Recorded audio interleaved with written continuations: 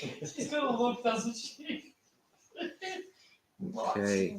Okay. She's your part of it. It's okay. Right. Edit. Very much. It's not really letting us go to Twitter. That's interesting.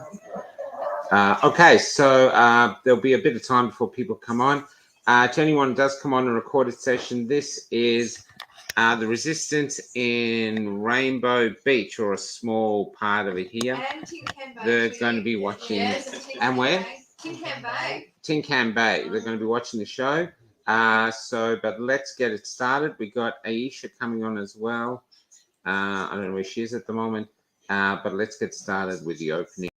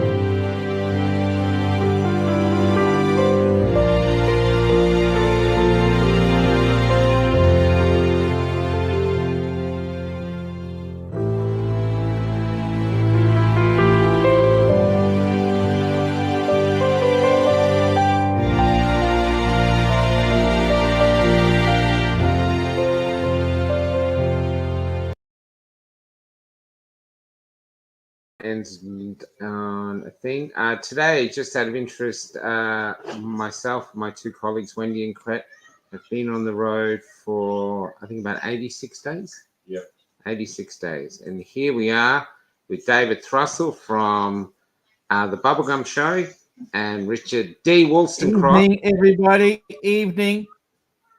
Now, David has come out tonight to reveal his true colours as a member of the Communist Party. And if you can't beat them, join them. If you can't beat them, join them. Controlled opposition the whole time and all that stuff. It's all disinformation. Oh, and my dear friends, what is your problem? Get with the strength. Look at that bloody. I actually just interviewed a Russian woman. Now that my communist comrades have won the election, get with the strength, people. Get with the strength. Now, while you two chat amongst yourselves, I'm just wondering where our special guest is, and if I'd known you were going to wear that, I would have worn my like called Confederate flag. You would have got me. I would have thought you'd have all the options covered. You've probably got a Marshall Tito jacket and a Mao bow tie. I thought you'd have everything covered. I do have a Confederate flag T-shirt. I mean, I was like, I should wear that one night. Wrap yourself in the flag, old boy. Wrap yourself in the flag. I look forward to it.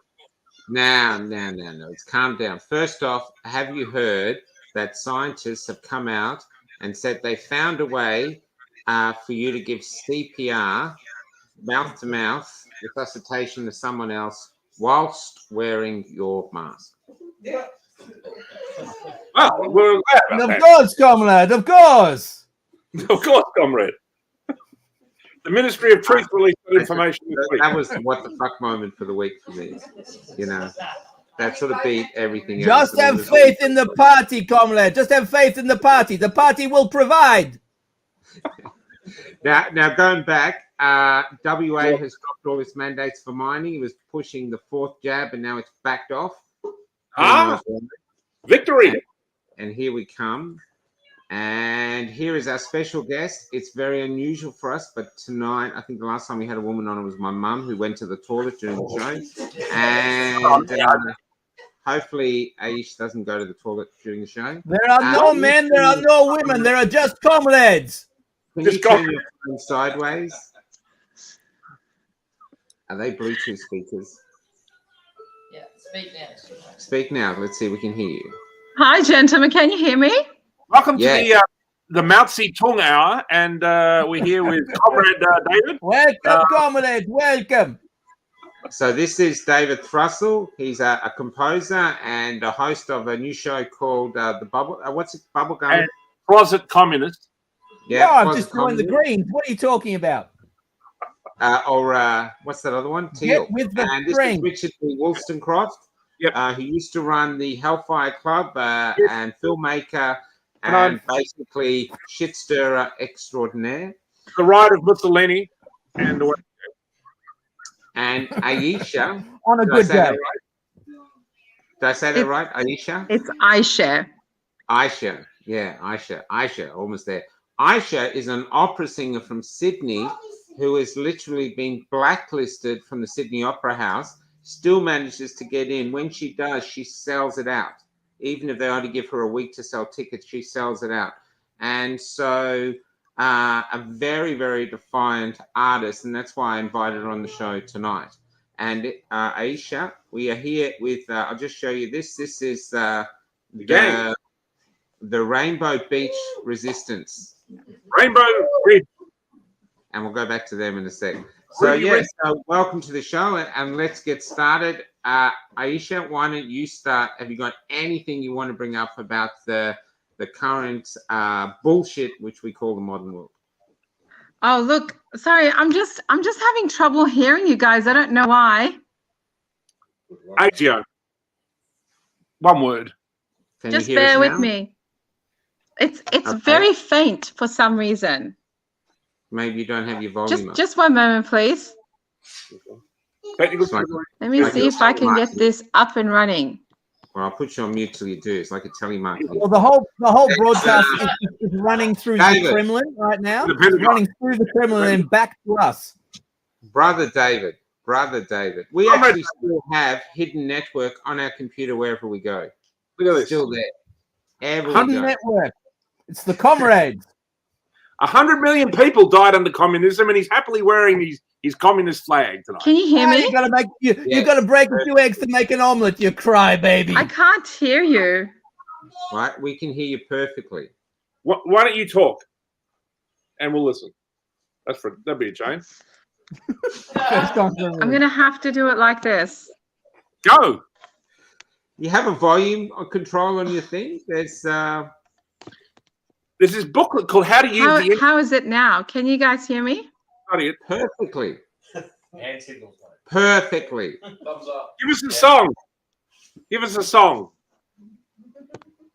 But maybe mime. I'll mime the show. Maybe log off and come back in, see if that fixes it. What's on your hand? What happened there? Johnny Depp. Have you been dating Johnny Depp? Ouch. Comrade, cut it out. Comrade, cut it out. Boom.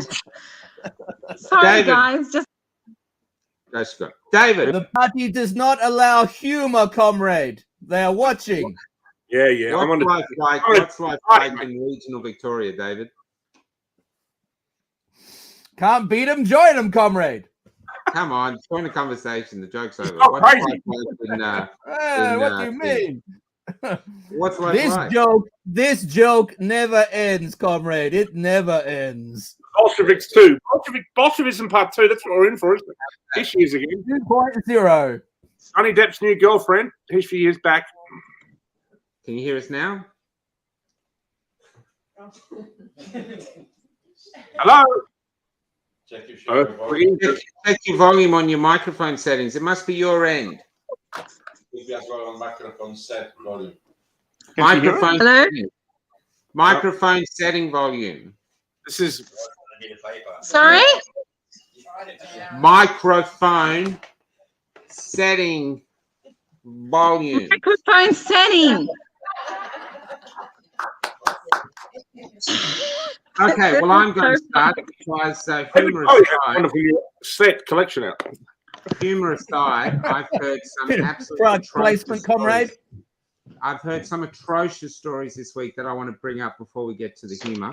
I'm gonna There fix was this. a- I can fix There this. was a woman in Angla. Angla, I think, is the name. It's an Aboriginal word, means misty mountains. We stayed up in this very remote setting. Was it misty?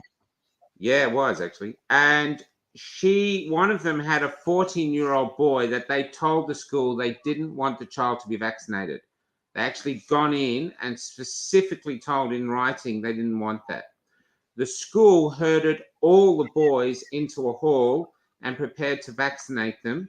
The boy actually said, "Don't I need my mum's approval?" They said no, and they went to do it, and then the boy faked having COVID. And that's how he got out and called his mum, and his mum came and picked him up, and now he's homeschooled. That's just one. I mean, they're basically overriding the parents' specific instructions, and I'm hearing this down the way. And as I'm coming down, these parents, even today, I just heard it, they tell their children, if they're going to come and do it, get a chair, break a window, jump out, run away, call us from a phone booth or anything, we'll come and get you. These are the conversations ordinary Australians are having now, right now, about their children in schools. And then they're wondering why there's so many people pulling their children out to homeschool them. I mean, it's insane. It's like you're... We've noticed that on this show for the last couple of years that things have gone a little insane, mate. Yeah. And no, I agree. But this is sort of a level of he actually gone in specifically told the teachers, and they're overriding the parents completely. Well, they're all communists like David, so I mean, this is no surprise. All the teachers have, I mean, they've been pouring down cultural Marxism down their throats for at least 20 or 30 years. And everything is woke, everything is politically correct, and it's not that any of these woke causes or any of this political correctness actually cares about the topic it's talking about. It's always about control. I mean, I rewatched 1984 recently, the adaptation of it for the BBC that they did in the early 1950s by Nigel Neal. It's out on a Blu-ray at the moment from the British Film Institute. It's spectacular. It's not the John Hurt version. No, it's the one starring Peter Cushing, and it is such 1956, I think. Scary. It really is such a scary play. They did it as a play, and it caused a lot of controversy because upset everybody. Obviously, when it came out, because everyone's feelings were very tender in the early 1950s, and they didn't think the UK could go that way, and it completely has gone that way. I mean, just about every single thing in that play has come true. The cancel culture thing, that's like how you become unpersoned. That's a term from 1984. Like there's sex police, which is like the relationships between men and women. The state is interfered with. It's like the Ministry of Truth. That's like fact checking. I mean, it literally is exactly what is happening. I mean, it isn't quite at the level of what's in the book, but like the beginnings of just about every element. And then there's like, I think it's worse in some ways. To be honest, I actually think it's worse in some ways. And these stories, the sort of stories that Michael is just repeating now, these are the tales that you hear from dictatorships. These are the bedrock stories you hear from dictatorships. The stories of kids being dragged out and things being done to them against their parents' will. These are the nightmare stories that you hear in dictatorships. And we're hearing them here now, aren't we? I mean, look, I heard last year that the homeschooling application rate had gone up 4,000%. That's what I heard from somebody on the inside. Everyone's doing it. I mean, more people. 4,000%. And I think that's why I think last year they were on the cusp of mandating that medical treatment for the kids to be into school. And I think they saw numbers like that and then they backed off, because that was such a line for so many people. If that was going to happen, if they're going to mandate it for school kids, then they were out, So they backed off. That's my theory. I can tell you guys what happened with my son a couple of Fridays ago. He actually ended up calling me from the toilets on his mobile, saying that they're lining him up for vaccination. So he excused himself. And his dad and I had a lot of fights because I was totally against them having a mobile phone. And this is when actually the hidden blessing was very apparent because, and they just basically lined him up, queued him up to get vaccinated. And he excused himself and went to the bathroom. And thank goodness I didn't have anything on at that time. I wasn't in a meeting. I had my phone right in front of me. And he was like, "Mom, pick up quick. It's an emergency." And he said, oh, they're going to vaccinate me. They're going to vaccinate me. And I said, okay, you stay in the bathroom. And I called up the school admin and I said, what is this about vaccination? What's going on? And they said, oh, yes, well, we sent a form out last year for you to sign. And unless you signed it, he wouldn't have lined up. I said, I haven't signed any form. And I have called you a number of times to say that your first premise is that we don't consent to anything. And then they said, oh, okay. And they said, how did you know? I said, well, he's in the bathroom. I said, now, without incident, without fuss, you are going to ask him to go back to his classroom, and that will be the end of that. And that's exactly what they did. They sent him off to his class, and that was such a close call. Sure. Could I ask where was this? It was in Sydney. Where was this? Can you roughly identify Sydney, where it was? Yeah, Western Sydney, Australian Islamic College, Sydney. Okay. Yeah. Can I go back to what Richard said about non-persons? It's only because I'm interviewing so many people, I'm collecting things. A fireman from Darwin approached me. He's now terminated. Oh no, he's waiting to be terminated. What they did in Darwin to the fire officers who didn't want to be vaccinated, what they have is they have the fire depots, which are ancient, they're as old as the city. And what they do is, if you work there, they keep you around. Even if you're killed in a fire or you just retire, your name is up somewhere. You got a badge somewhere. There's something of you. The place is a museum of all the brothers and sisters who have fought there to fight. If you refuse to get vaccinated, they are told by the superiors to go through the depot and remove everything. That say you're working there, David. You have to go through and remove everything. You become a non-person. You were never there. And these are firefighters who've worked there for 35 years or more. They are removed from everything. Stickers, names, anything that can, cups, anything at all, removed. You become a non-person. Yeah. This is Australia. It's happening a lot. Go ahead, David. This is like the classic photos of Stalin, isn't it? Have you seen these classic photos of Stalin where he's got the comrades next to him? Bless the comrades, of course. Bless the comrades. And one by one, they get removed as they commit thought crimes or they're sent off to Siberia or whatever it is. They get removed one by one out of the photo until it's just Comrade Stalin walking beside the river. I have to say, I'm appalled to hear these stories, Michael. Your story and your story about your son. I am mortified beyond belief to imagine that in a so-called Western democracy, this is happening. I am absolutely mortified by this. I'm not surprised. This has been going on for a long time. And, obviously this COVID crisis is fading away. So they're going to push the third and fourth booster, but that's already running out of steam. They already beta tested it in Israel, as we well know, because that's where all the CEOs come from. They, what's it called, who run all these companies like AstraZeneca, Pfizer, all these people, Moderna, and they beta tested it there. Around the 4th, the general public doesn't want to do it anymore. So obviously they tried the monkeypox rubbish, and that was generally laughed at, as we spoke about. It's obviously a joke. So I don't know. They're probably back at the volcano lair with Klaus and the white cat, and having a chat, examining the data. Back at the drawing board. Yeah, that's The question is, where's James Bond? I mean, they all look like things. Where's James Bond? Have you noticed the Jubilee, the 70th Jubilee performance? And they did the whole, tripping the colours, which is where they get all the military out and they dress them all up. And, I mean, to me, what actually is the powers that be that are behind the British aristocracy have ruled the world for 500 years. And they are what I call the old cabal.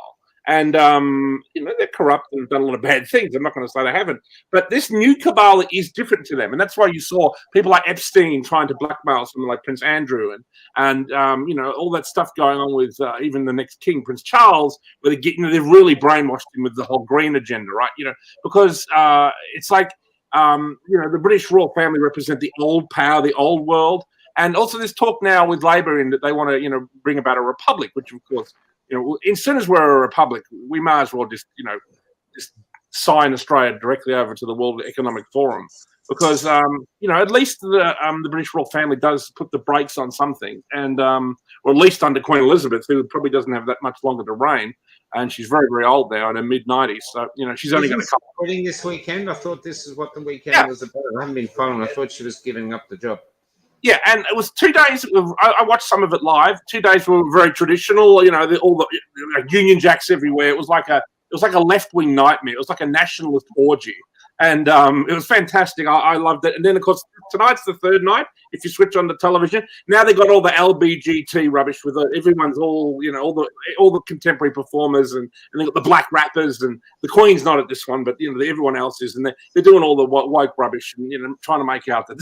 They had 2 days of traditional stuff, and then they had the third day, which is on at the moment. So, I think it's interesting. I think that's what we're seeing at the moment, this kind of battle of cabals. And I prefer the old one, the traditional one. And even if it was responsible for a lot of evil, I still much prefer it to whatever this new one is. And you prefer your evil with a sort of traditional flavour, yeah? Absolutely. The devil, Do you know what's interesting about the woke? What? I had a young person. Very, very little. No, I'll tell you. No, this is really interesting. He said, "Who are they?" None of his friends are woke, and he's of that generation. He's not interested in any of the transgender stuff. None of his friends are. And when I've been around, I've interviewed loads and loads of people. I never meet a woke person, so it's almost like it's been shoved down our throats. No. And there are. I know Richard. I know we met them in the city, and I know, but I actually think they are a real minority. I don't think they're. Of course they are. Like they're an empowered minority. The thing is 1984. Sorry to bring that up again. It's how many numbers? How many fingers am I holding up, David? How many fingers? Tell me. 5. Straight on. Straight on. Right? I know the 12. 5 fingers you have, comrade. That's the whole point of transgender. We all know it's a lie, but you have to say 5. Male big How brother. many? 5. 5. Okay? 5 fingers he has.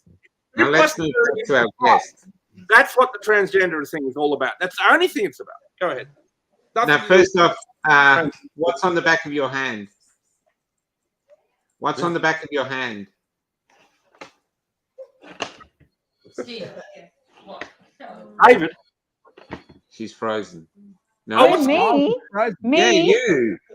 Oh, me. Oh, I had a very dramatic situation a few nights ago Only that again. where it was very stupid. Now, don't be judgy, but I had my wood burner going, and the wood was a little bit wet, and I put an accelerant, and the whole thing just went alight, and then my hand actually caught fire. It literally caught fire, and I had to put out my hand, and then after that the gasoline container caught fire. It was a very, very, very dramatic. Anyway, but that's the dressing on my hand. Any of that material.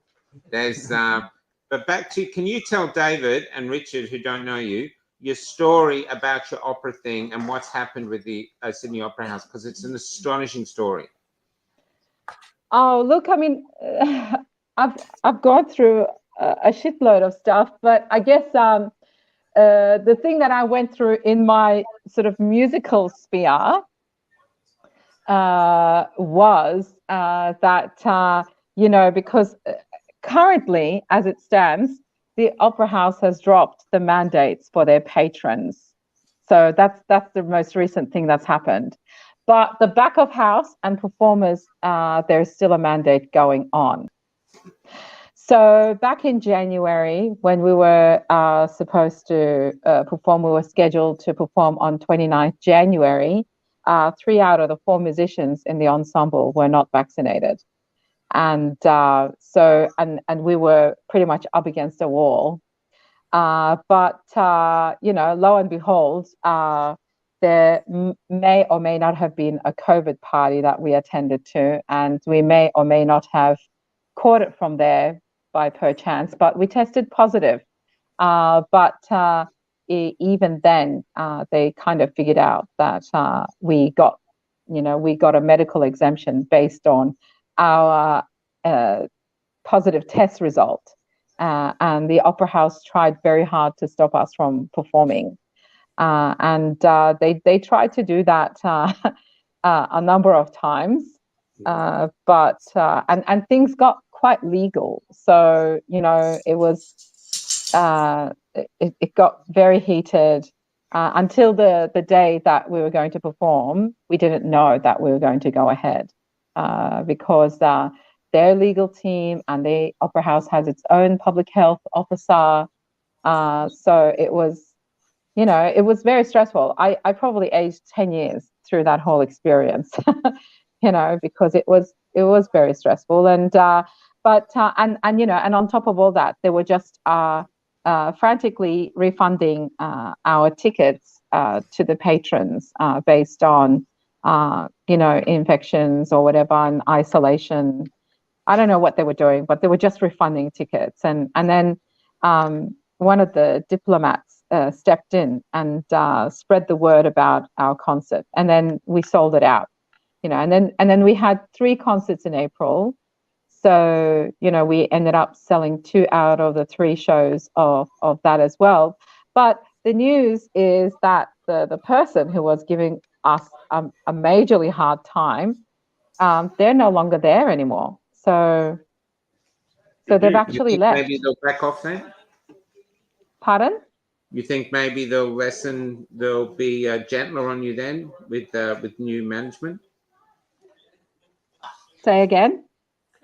You think maybe they'll back off now that the got new management? No, they're not backing off. Right now, the mandates are still going on. So the jab only lasts for 6 months, right? So, and as I said, after beta testing it in Israel, people really don't want the 4th. So after 6 months after the 4th, which will be sometime this year, they're going to have to drop it for people behind the scenes as well. So that means anybody. I hate to say, Richard, but I'm meeting lots of people who have had the 4th. Lots. Yeah, I've had lots. Not only have they had the 4th, they've had the flu shot with it. So Yeah, they had the 4th in one shoulder. I've had lots. yes, I was. I don't think. So I was at the surgery because I had to have dressing done every day on my burn so it doesn't get infected.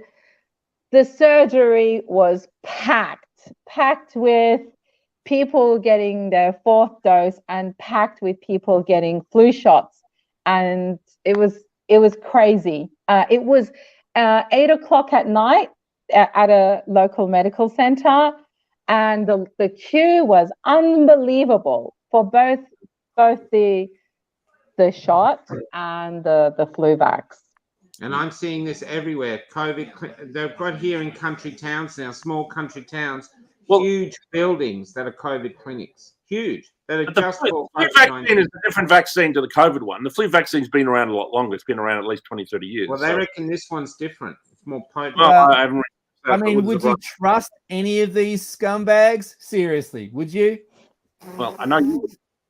No, Comrade, no way, Comrade, no way. And the other thing too, which is really interesting, I'm hearing lots of stories from people who've had children injured by the vaccine before, and their stories have always been silenced. We've always gone through. They've come out with studies said no, there's no proof that any of this is just bad luck. But now, because there's so many adverse reactions to this one, they're actually getting credence. And they're actually standing up and going, they're affected by the Hep C. One of the ones I've never heard of that the girls get. You realise every single vaccine that's ever been invented does have some side effects in a small minority of people. But hang on a minute. Okay, say you were to take a very successful vaccine, I don't know, a polio vaccine. There's some people who took the polio vaccine and died, right? But if you interviewed 1,000 of them, you would make the polio vaccine seem ineffective and terrible. Yeah. You have to be careful. Any medical treatment whatsoever, any medical treatment can have side effects. Any single one ever can have side effects. But what we're talking about is something in a different league, isn't it? We're talking about something in a completely different league whatsoever. I okay? think so too. I would argue this is not a normal medical treatment at all. Has anybody seen the Not at all. Has anybody seen the full the all mortality figures for Australia? Has anybody seen this? Michael, I can send you I can email you the chart. So they've released the all mortality figures for Australia for 2020 and 2021. Hello. And there's a skyrocket that goes off. A Yeah, skyrocket. Yes. 30-40% death rates, isn't that right? 30-40% they're up. Doesn't surprise me. I do think there is a mild, they're poisoning a small group of people. Obviously, they've injected The at least. Australian Bureau of Statistics says that the deaths are up by 20% across the board. Unprecedented. That's what I'm talking about. That's the skyrocket that I'm talking about. And there's lots of There people. is a spike. And it's There from is a spike. particular date. It's from a week after a particular date. Guess what that date is? I'm not going to say it on air because it'll probably get nuked. I'm meeting them everywhere. There's literally everybody. I turned up at town. I can't remember what it was. We were coming through and someone waved us down and they did a story, this man and woman did a story on the steps of a closed store. And the man said he knows nobody in the town that has died. I think it was Gingin. No one on the town that has died of COVID.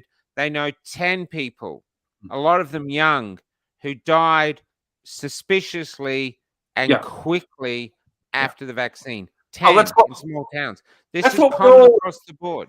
That's what we all thought. It's one of the reasons we do this show, isn't it? Because we think there's something dodgy about the COVID vaccine, right? And going back to other vaccines, what I do wonder is what that accountant told me, the crisis accountant, where they looked at it. They brought the vaccines out for good reasons. Polio, great. Polio was horrendous. They brought a vaccine. Hey, this works. This is great. Smallpox, this works. But now corporate greed that doesn't care for a country, that doesn't care for people, that just cares for profits, said this is a perfect business model. Of course. Yeah. We can't get sued. If they have an adverse reaction, we supply the medication for that. And I think that's got out of control to where now they go, we don't have to vaccinate them once. We can vaccinate these idiots up to 6 times a year. I mean, they'd take them weekly if they said it. There's people out there who would line up. There is the greatest problem we're facing is a desperate need for a lot of people to be obedient, even to the point of their own existence. I think it's a kind of disciplinary regime more than anything else. And, I think that it's about making people take these vaccines. And then obviously, I think they will eventually come up with another vaccine that probably won't be for monkeypox, though they'll try it on. And maybe people who feel threatened by that might be foolish enough to go for it, but they'll come up with something else, and then there'll be another regime. And you can see the kind of control regime. And another interesting thing we should talk about is Daniel Andrews has set up some kind of it's almost like the office of Big Brother. It's like a surveillance thing that reports directly to Dan Andrews. You heard about this? It's like go ahead. Yeah, and again, I watched 1984 this week, and he's literally like, Big Brother was a fictional character, but he's taking on it's where they report what everyone's doing and how he's got these kind of metrics. He loves that on everybody, and one of the reasons he doesn't want to reveal his the health advice is because it's him. You know what I mean? Yeah. The health advice he gets is because he thinks, no, we'll just lock everybody up. We'll do this. You can't go to playgrounds.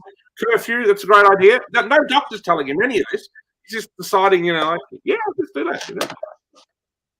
Well, the other thing he's done is he's attacking people growing vegetables and growing their own vegetables. We're going to talk about that. Considering the amount of Greeks in Melbourne whose basically gardens are market gardens, but now he's going after the shooters. So if David is out in the country, he shoots a deer, he can get fined for sharing the meat even with his neighbors. Significant fines. Yeah, it's about controlling the food supply. They don't want anybody eating outside of their, poison crap. Yeah, but we always talk about who, the upper echelon who's controlling this. But why don't we have a discussion about us, our brothers and sisters, who are the real reason they're getting away with it? They're probably, some of them are watching because we have the trolls that attack us constantly, who say we're mad. But they're just doing it. There's something, and no one can answer the question. I ask everyone. I ask psychologists when I meet them. I can Why are answer they the doing it? question. No one knows. I Go can ahead. answer the question. Hypnosis. It's hypnosis. It ticks all the boxes for hypnosis. A certain large percentage of the population. I mean, I've said this before, but I've read books about hypnosis, professional hypnosis journals. I happen to be reading one 2 and a bit years ago, oddly enough, and it talked very specifically about these accepted numbers in the field of hypnosis. 20% of people are very easy to hypnotize. You can knock them under like that. 20% of people on the other end, very hard. 60% in the middle.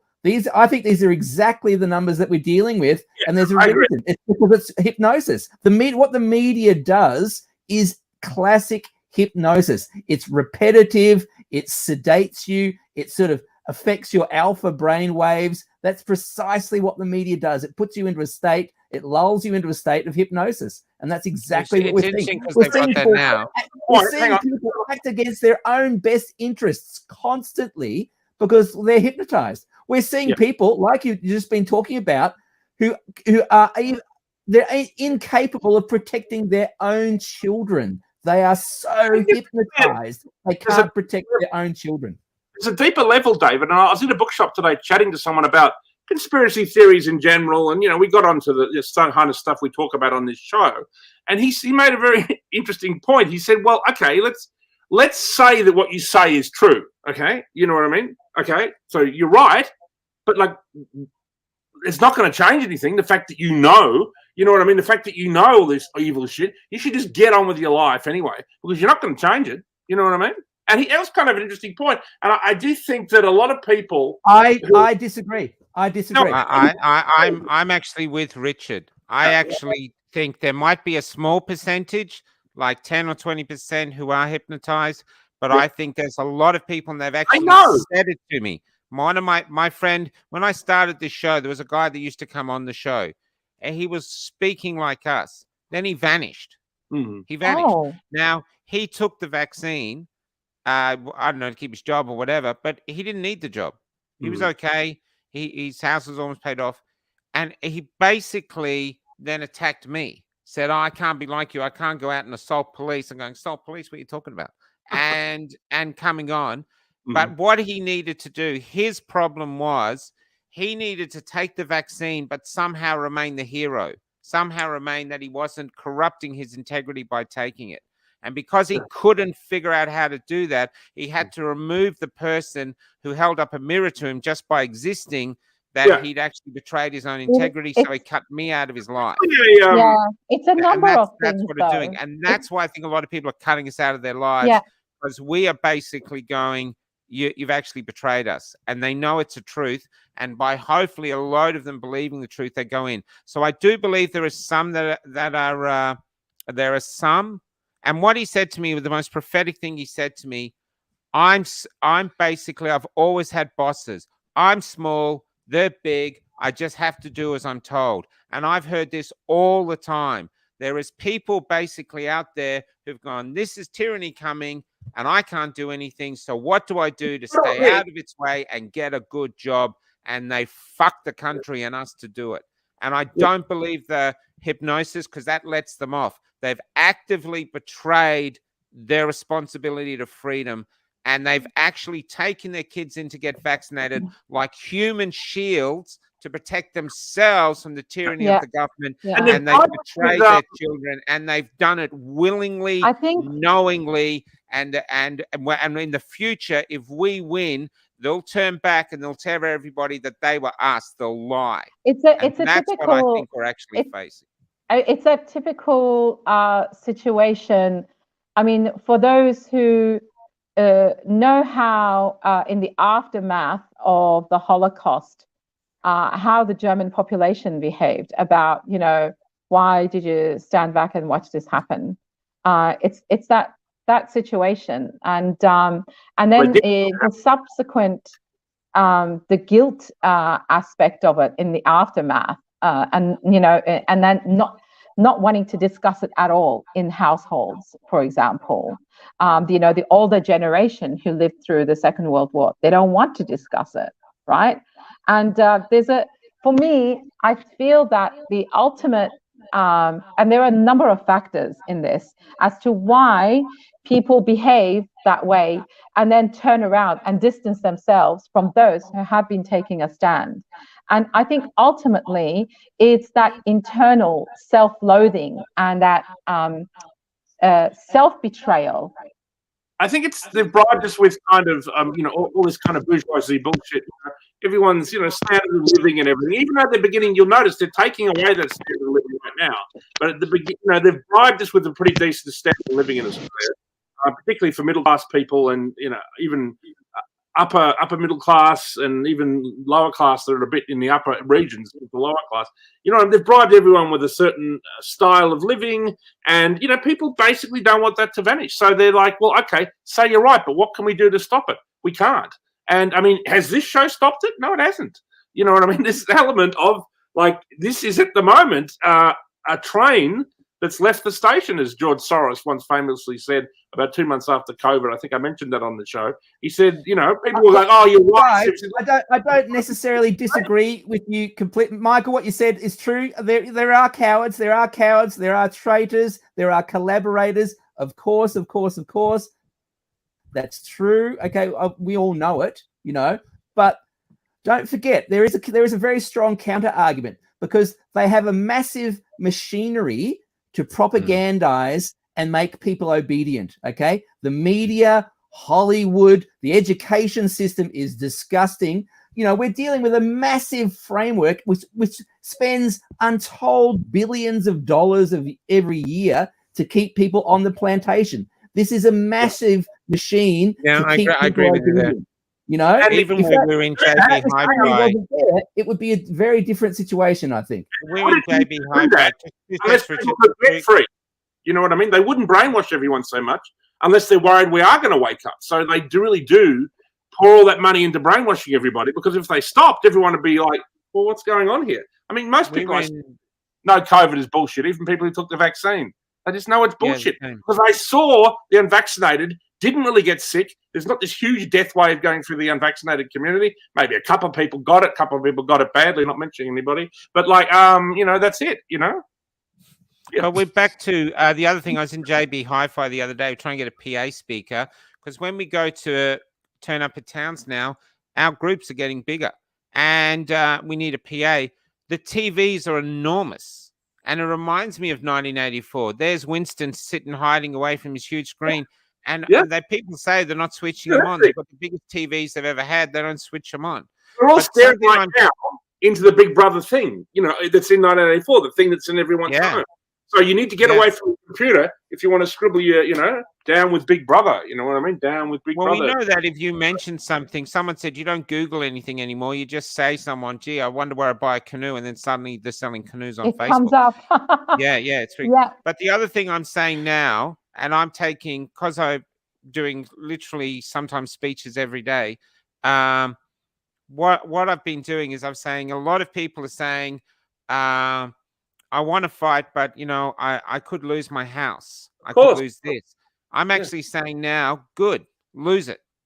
The generation before who gave us that freedom lost their lives. Yeah, but that's where we are now as a fight. Our generation now, it was our responsibility to defend the freedom we were gifted, and we fucked it up. And now we don't have to stand alone. We have to reclaim the freedoms we've lost, and we have to defend them. And we have to lose our houses and even our lives to do that. That's where we're at. And the only nobility you'll get is knowing that you're one of the architects of the future. And that's what we have to do. We cannot give what they're trying to give us as Australians. We cannot leave that to our children, our children's children. It's time to fight. It's really reaching that level. And at the moment, we fight by doing this, talking. It's a hard, long fight, but that's what we've got to do. Sure. Well, the way it looks to me, guys, is that we're in the middle of a controlled demolition of not only of our economy, but of our whole society, okay? And I use those words really precisely, a controlled demolition, because they know if it collapses too quickly, people will freak out and they'll lose control. You see this all the time. Every tactic they use increases their control, increases their power. you know. So I don't think the economy will completely collapse tomorrow. I don't think the supply chain will completely collapse tomorrow. It'll collapse in a controlled way. Prices will go up and up and up, so it becomes impossible for you to live any kind of life, and you have to flee towards the government. You've got to flee towards power so you can have any kind of life. It's a controlled demolition on every front, not just economically, but also socially as well. Like within 2 weeks, that I agree with. There's like some gas crisis. It's in the front page of the newspaper. There's a gas crisis in Victoria. The prices of gas have gone up like 6 times. That's 2 weeks into Labor. That's basically, we're in the middle of a freezing winter. Whatever happened to global warming, by the way? Anybody got into despair because it's freaking freezing here? What are the degrees up in Castlemaine, David? It's like 2 degrees up there or something. It was -3 the other morning here. Oh, wait on. On another point. Watch. Ah! Okay, t-shirt. Got t-shirts. Very nice. Let's see it again. How can people order this wonderful cultural item, Mr. Michael? I don't know. We're trying to sort that out. But anyway, they at least know they exist. Let's go back to our guest. Now, you're from the Islamic community, correct? Yep. I'm Muslim by faith. Yes. I'm a. Okay. I fasted last Ramadan, so I guess I am Muslim. Now, we had a young Muslim guy approached us yesterday at the end of this meeting, and he was saying in his prophecy that Muslims will be the last stand before the Antichrist. And he was really adamant and this, and we had a discussion about it. But they know what's going on in relation to Israel and all that. Right? They're red pills. But how's the Islamic... and this is another thing today, just before we go there. There's a Harley Davidson here, and I said, wouldn't it be fun for me to ride the Harley Davidson? And we do a joke that what's that? Hell's Angels have given Cafe Lockdown a Harley Davidson, only to find out they're all vaccinated. They all gave in. These big guys covered in tats, all about freedom, went out and got vaccinated. Oh, no. The Hell's Angels. Anyway, back to you. It's all just marketing. How's it been in the Islamic community? Was it back to the chosen one syndrome? That's what I call it. So, because I think that really there is no guarantees, and what we think of, who's going to be saved through all this? What's happening? Everybody tries to look for a sign, look for a symbol, and so on. And there are prophecies in all traditions. I do believe that there are prophecies. First Nations people have their prophecies. Judeo-Christian tradition has their prophecies. The Quran is a continuation of that legacy. So there are similar prophecies. But to make a very simplistic statement to say that the only those people are going to be standing at the coming of Jesus, I don't. I would be very, very careful to make such a statement, because then you start to get into that trap of the chosen one syndrome. And that then becomes all about ego. I don't believe that at all. I do believe that nobody knows the internal spiritual state of anybody. And we're all being tested right now. And we're all... I can see, I talk to my Jewish friends and my Christian friends, and we can all collectively see that there is a spiritual war. So I don't... I agree with you. There's an interesting belief called the transcendental unity of all religions. If you study the world's... Exactly. Christianity, Judaism, Islam, Buddhism, they all have similar kind of ideas. Even things like Zoroastrianism and stuff like that. Yes, absolutely. So they're all kind of searching for a truth, for a transcendental truth. And a search for the transcendent is valuable, no matter what culture, no matter what religion you study. And also it's a traditional thing involving rituals. And, obviously I'm a traditionalist, and I'm a big fan of people like Rene Guénon and people like this. So, Islam is a great, it has a lot of power. I love Christianity as well. So, and I'm fascinated by Buddhism. So, I think it's all very interesting. Absolutely. Do you know what's interesting about the... it's all about we can see where each these faith traditions, they've come at a different point, at a different time of history, to a particular geographic location, right? So it is very simplistic to say that one faith is going to be the savior over the others, or they're going to be the ones who are going to be taken, because I don't I believe that God is not so Well, there are many paths home, as the saying goes, the theological saying. There are many paths home. There are many ways. Absolutely. Absolutely. So to speak. Can I give a prophecy? I actually think one of the things that might save us is a new religion will emerge. And the reason I say that is that everyone I talk to, literally everyone, says it's a spiritual war, but they want nothing to do with structured religion. Any religion. Literally the Muslim, the Muslim, the Christians, the Catholic Church, the thing, they're sick of all of them. Well, many of yet they all talking spiritually, they're all talking Jesus. Here's the thing, though. Here's the thing. And I just wonder if a new one will emerge. Well, here's the thing, though. I mean, it's a human condition to form constructs and form an identity, and I think that in essence, religion or the idea, a concept of a creator and your relationship is beyond that point. It's beyond those labels and the shell, because you break that shell away.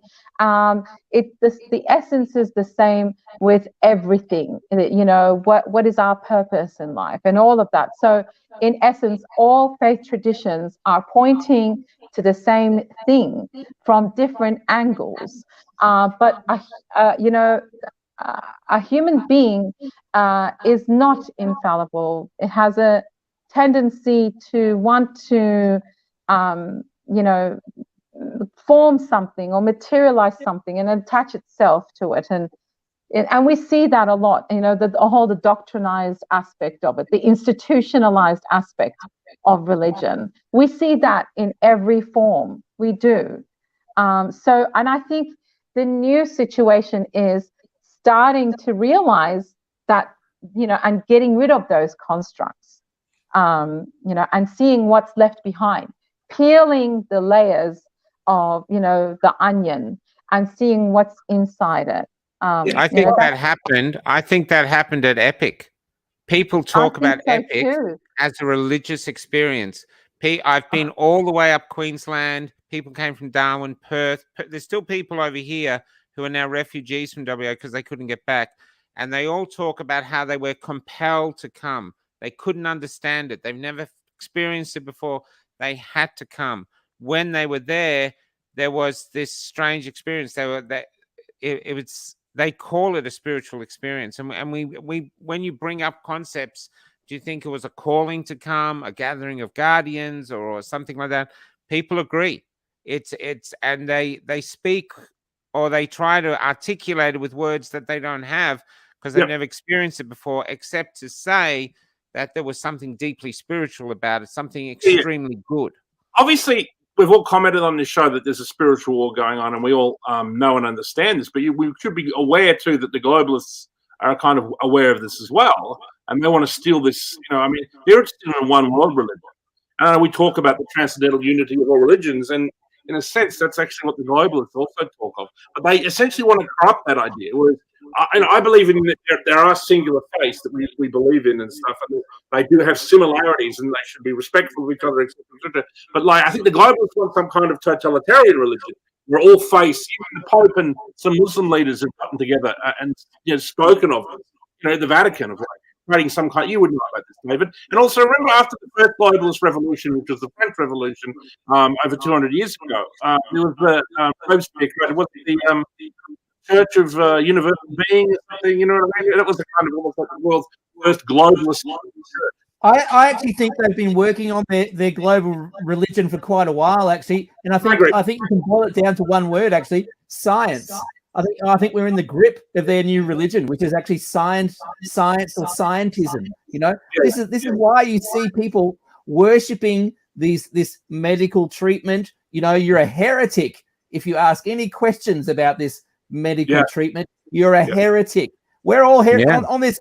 on this show That's a right now, great point. we're all heretics. We're all Blasphemous. outcasts from their Yeah. new religion, which is actually science. I think they've been rolling it out for a while, actually. I agree. Yep, the science is a religion, and of course you Well, think mentioned about the way they talk about scientists. You know, And climate it's like they're the clergy. You know, they're untouchable. You can't touch the scientists. Yes. Oh, you're not a scientist. You're not a virologist. You know, Yeah. what do you know about it? Well, I know common sense, and I know that it stinks to high heaven. You know, but you're not a And I know the scientist. You're not a virologist freak. that won the Nobel Prize for identifying the AIDS virus has been cancelled. And this is maybe someone who should be listened to, but obviously he doesn't speak. Listen.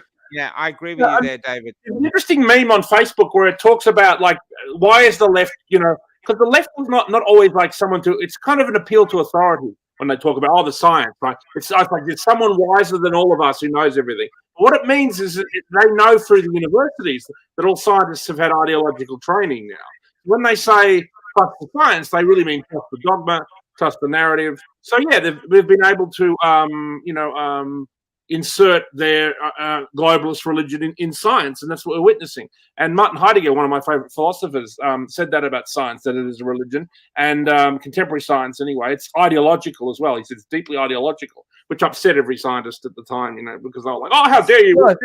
It's become completely unscientific, hasn't it? Yeah. You can't ask any has. questions. It has. You can't It's ask And what become a is the doctrine. word The moment you science? ask a question, you're cancelled. You're gone. Yeah. You know, I mean, The exactly. word science Luc should mean Montagnier, question. the French guy who discovered the HIV virus, whatever you might want to say about that, he's now cancelled because he Yeah. came out and said, oh, actually, HIV's a harmless passenger virus. The whole thing's bullshit. He also had Yeah. deep questions about all this COVID bullshit. He's been completely cancelled, that guy. Yes. You know, Yeah, like he's Robert actually Malone, dead. he's He's been dead. completely cancelled. They cancelled him off Wikipedia for inventing the Truly goddamn Yeah. thing. Dr. The whole Hodgkin. Coming back from doctrinizing, that cancellation. turning things into dogma, and we've seen that. We've seen that where, at the height of different faith traditions, where philosophy, science, arts, and culture thrived, there was an ongoing practice of inquiry, questioning, innovation in all faith traditions historically. In every, talking about Judaism, Christianity, Islam, in Buddhism, in Hinduism, there was that, there was a serious advancement of knowledge and,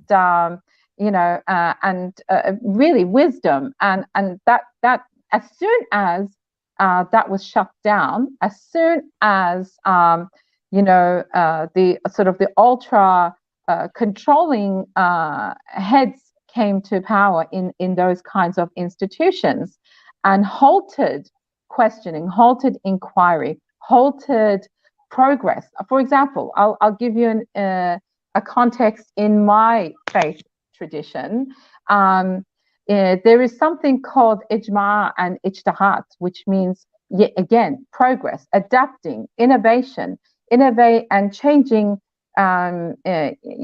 with society, adapting to the needs of society. And that was very much part and practice of Islam, adaptation. If you look at the event of September 11, that was obviously an attack upon the Muslim world. You know what I mean? Obviously, every Muslim I ever spoke to said they had nothing to do with September 11, that it was actually done by different groups of people. Maybe some people from the Saudi Arabia were involved, in the sense I remember the day after, or a couple of days later, they had a picture of every terrorist. They were all from Saudi Arabia. Well, here's an interesting thing. I haven't gone to war with. Well, I mean, a Jewish friend said to me a couple of weeks ago, he said, my favorite thing about the World Trade Center, hijacking and all that is, I said, what? He goes, the fact that they found the passports of the hijackers perfectly intact. Yeah, on the ground. Everything else Happens all the time. Come lad, it happens all the time. No questions. The interesting thing about 9/11 was most people think there's something dodgy about it. Oh, But we don't know. That's not the interesting thing. We don't talk about it because we think whoever had the audacity and the power to pull that off would not flinch at killing us. So shut the Absolutely. fuck up to stay safe. Well, And that aren't we is seeing what that I right wait on, now? David. Isn't Wait that on, what we've David. seen in the Wait on, last 2 David. years? No, dude, wait on. I haven't finished. That The is last 2 why years, I've we've reached seen the it. point. That is what's happening now. The people think whoever pulled off 9/11 could be Yep. pulling this off, and Yeah, if yeah, you yeah. speak up, you could vanish. But this plays in. That's what I think could be happening, and why so many of our brothers and sisters are Hey, yeah. staying silent and playing ball. I know what's going on, mate. I'm sorry. I think most people do know what's going on. Yeah, I But agree.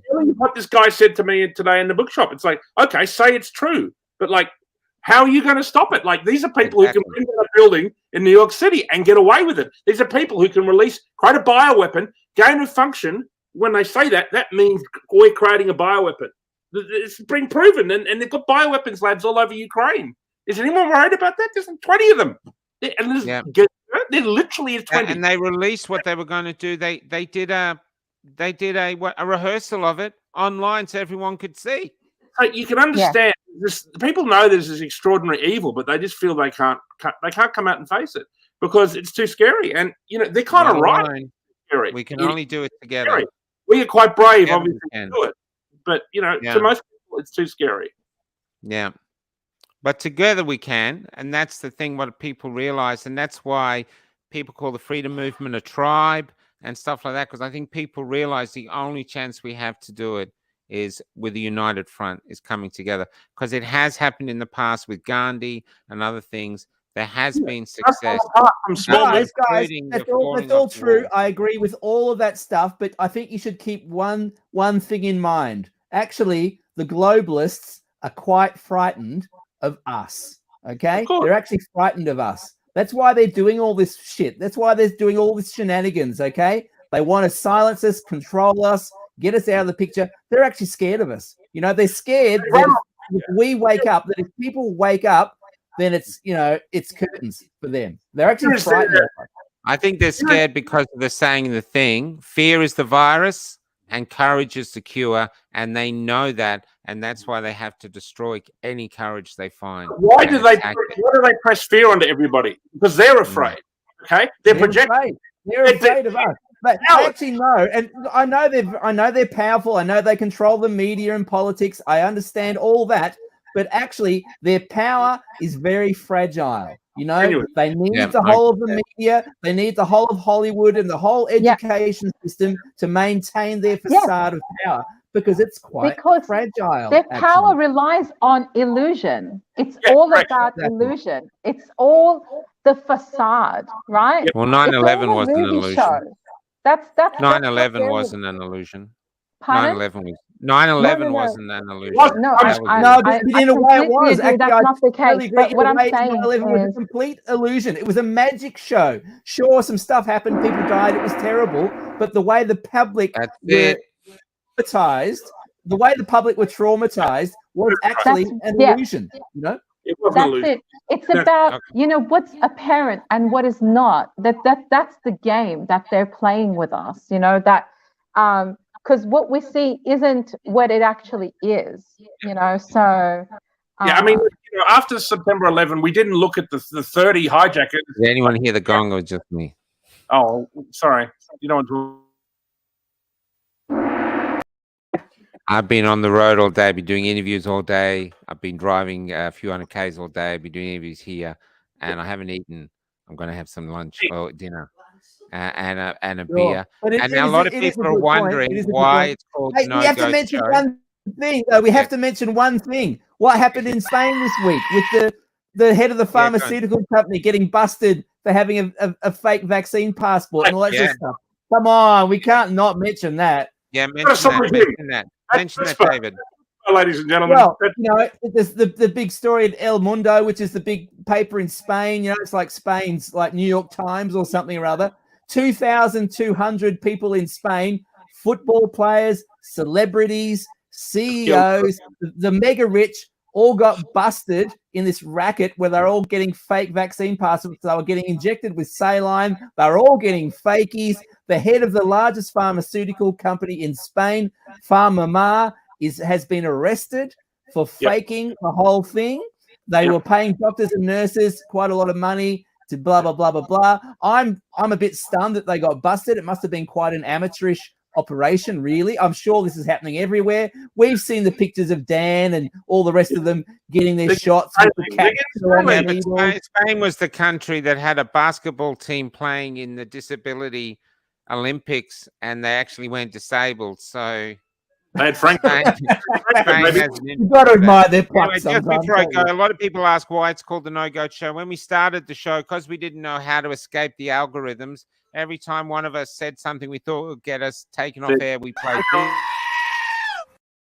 And then I said to Richard, let's do a show without it, and that was called the No Go Show. That's actually a. And now we have a T-shirt. A quick show the T-shirt again. And how do you donate to Cafe Lockdown, mate? Can you put that up, ladies and gentlemen? We can't. No, we can't, because PayPal has disassociated itself from Cafe Lockdown. They sent us an email, and you can no longer use PayPal to donate to us at all. We have to remove it from everything. It was I forgot about that story. I thought it was a scam, but it's real. So PayPal has cut us loose. And don't want any association with us at all. You've been unpersoned, comrade. You've been unpersoned. Been naughty. So we are using Stripe, and you'll find it in the About section on Cafe Lockdown. So Stripe is the new platform. But George Christensen, I interviewed the other day, but I screwed up the audio, so we don't have it to place.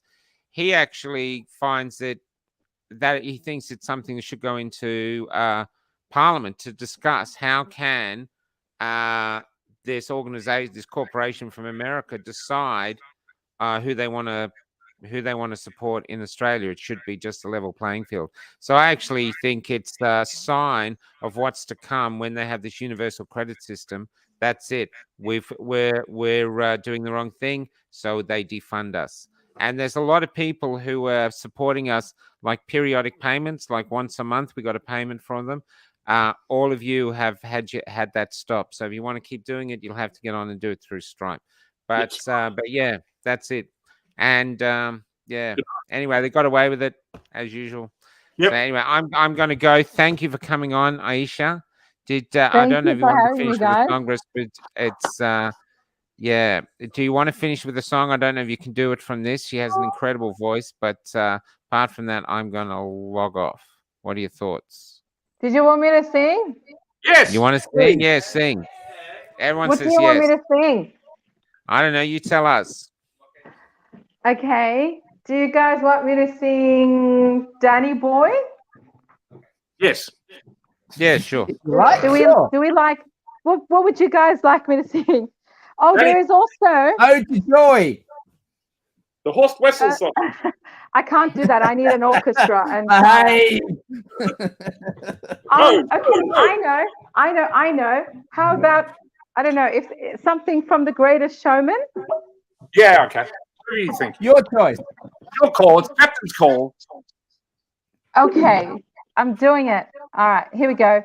I'm going to sing from The Greatest Showman, okay? Here we go. All right. I've tried to practice this. It's Take him tonight. Tell me if the sound is okay. How's the feedback? Is it all right? Go ahead.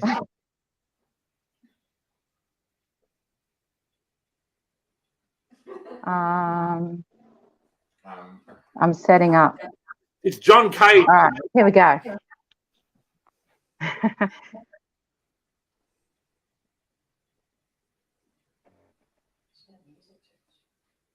Just bear with me. I'll try to make it your worthwhile, okay?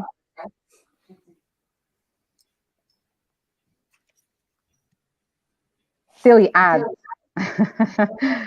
I'm working with a backing music, so. Will we hear that? Remember Michael's movie. So...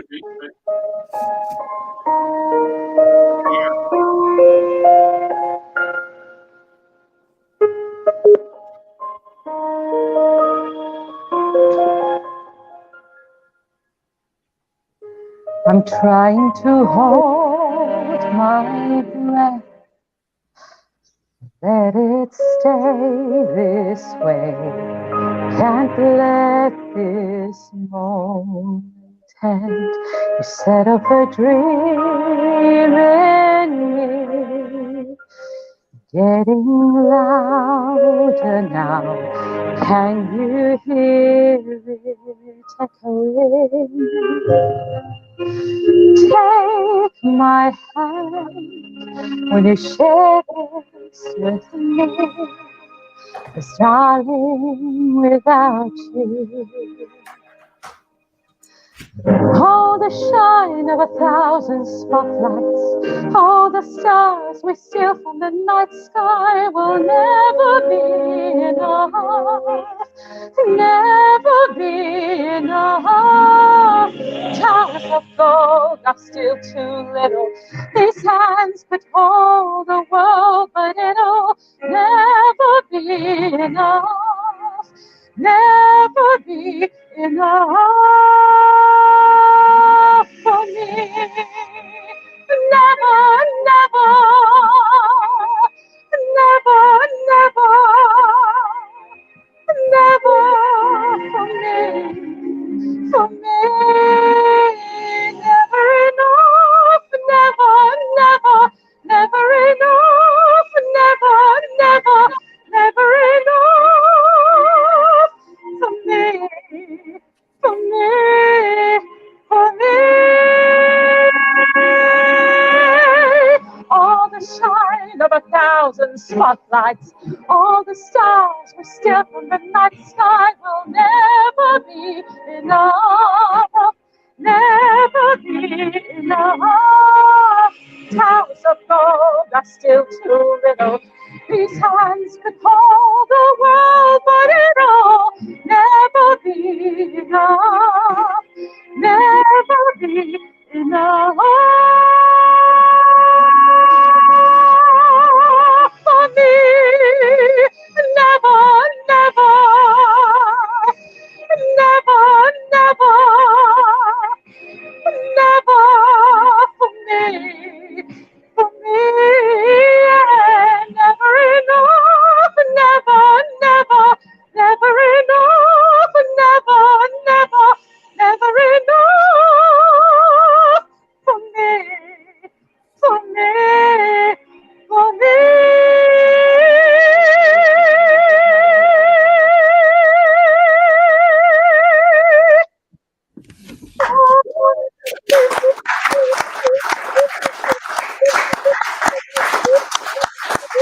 You've been watching Cafe Lockout, and Cafe Lockout's got talent, ladies and gentlemen.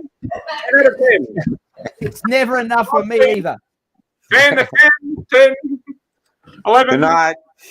Good night. Good night, comrades. Night, comrades. Take care.